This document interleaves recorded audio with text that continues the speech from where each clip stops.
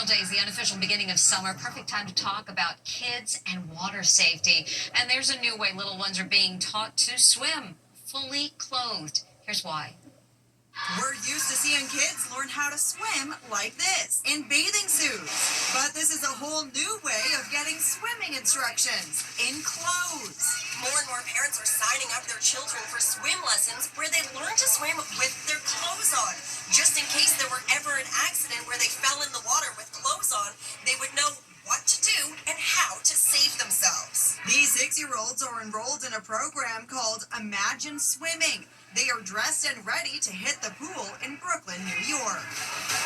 Swim instructor Morgan Harkness says if a child falls into water with their clothes on, they can easily panic and drown. Why is it so hard for kids to swim with clothes on? It's difficult to swim with clothes on because it's so heavy. It adds a little bit of extra weight. It adds some pounds. All right, Julia, can you hold up your arms?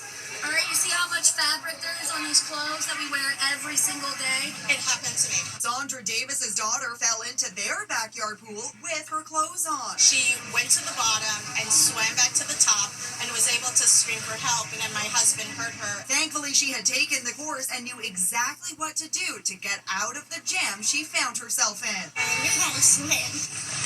The kids are taught how to be comfortable in water. Look at them go, clothes and all. All the way back. All right, and then flip over. Good girl. Good job. Amazing. Good job, Julia. They are also taught an easy-to-remember catchphrase to get out of a pool. Elbow, elbow, tummy, knees. Take it from this mom, it can make all the difference. It saved her life. Every year, nearly 900 children and teens die in the U.S. from drowning. Chances are you'll be headed to a cookout with family and friends this long weekend. It's pretty good. Bad hot dogs will be part of the fare. But here's a fact you may not be aware of. Hot dogs are actually the #1 cause of choking deaths in toddlers. But there are ways to keep your family safe. We all are familiar with the dangers of grilling. But did you know that eating a hot dog could be hazardous? Unfortunately, it happens more often than you think, and not just to kids. This woman was enjoying a Chicago Cubs game and choked to death while eating a hot dog at Wrigley Field. But experts say eating hot dogs can be more dangerous for children. Hot dogs are the #1 cause of food choking in children under 3. Dr. Richard Besser explains why. If you look at a hot dog, the shape of a hot dog, that roundness, when you bite that off, that can be a plug that fits squarely into someone's airway. Dr. Besser recommends to either cut the hot dog the long way into smaller pieces or dice them up to make it easier for children to swallow. I just said, oh, please, God, just have him breathe. Joan Stravos Adler's 4-year-old son, Eric, who loved hot dogs, choked on one during dinner. They tried to save him and they rushed him to the hospital, and that's where he was declared dead.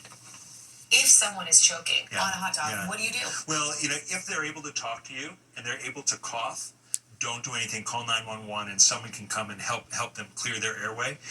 If they can't talk, if they're doing the universal sign of choking, pointing to their neck, and they're not moving air, then you want to lean them over, give them 5 hard back blows, and then you want to reach behind them and give them 5 abdominal thrusts. It's called the Heimlich maneuver. So, enjoy that all-American hot dog this Memorial Day.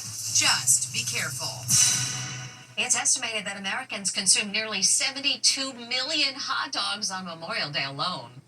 Everyone knows how easy it is to get hurt while jumping on a trampoline, but it's also possible to get hurt by a trampoline when they go airborne. This man's trying desperately to secure his trampoline during a huge storm before it goes flying. Wild wind sends rain blowing sideways as a dad runs outside to anchor his family's trampoline. There goes Bennett. Dad hammers away at the trampoline stakes. Our tramp is pulling out of the ground. Dang it.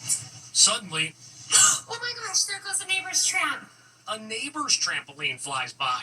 Oh, dang. Bennett, get out of there. Now mom's getting worried, and so is their little boy. He will get taken too. Then it happens, the trampoline breaks loose. Oh my gosh. Bennett! Thankfully, he gets back up. Social media is filled with videos of flying trampolines breaking loose and soaring through the sky.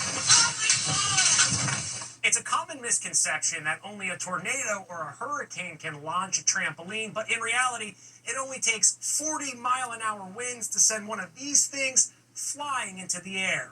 So what can be done to avoid these mishaps? Experts say it's vital to properly secure a trampoline. Daniel Jazanovic is with Nail It Handyman and shows me how a 17-inch spiral tie-down stake can keep a trampoline in place. You find your piece of land that you want to screw it down to, you apply medium to heavy pressure basically, and you push down as you continuously twist the tie-down stake in. He says the stake should be screwed down between 15 and 18 inches. He adds a zip tie to help fortify it. Like that, and this will prevent it from rocking or going anywhere. Right. Say the wind comes up, it's not going to pull the whole thing up. Look, that's not coming out at all. Repeat for each side of the trampoline. Important safety precautions to ensure your trampoline doesn't go sailing into the wind. Wow, and forget about here.